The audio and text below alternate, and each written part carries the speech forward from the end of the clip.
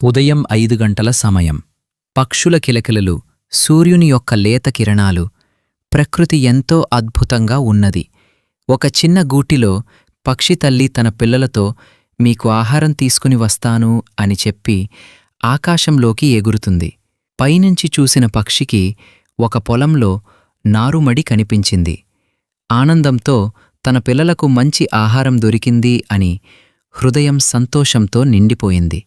గూటిలో ఉన్న పక్షిపిల్లలు ఆనందంతో కేరింతలు కొడుతున్నారు.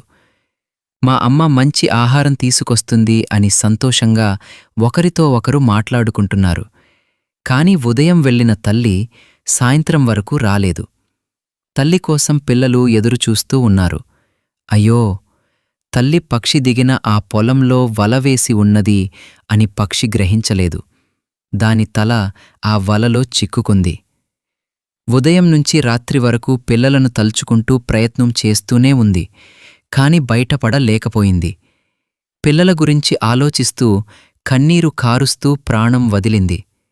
గూటిలో ఉన్న పక్షిపిల్లలు ఆకలితో దప్పికతో తల్లికోసం ఎదురుచూస్తూ మా అమ్మ వస్తుంది అని తలుచుకుంటూనే చివరికి చనిపోయాయి.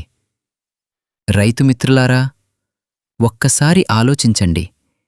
పక్షులు మన శత్రువులు కావు. విత్తనాలు వ్యాప్తి చేయటంలో, పంటలు పండటంలో వాటి పాత్ర ఎంతో ఉంది. మీరు వేసిన వేల విత్తనాల నుంచి అవి కేవలం 15-20 మాత్రమే తింటాయి.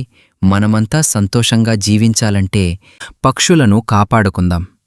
అది మన బాధ్యత కూడా.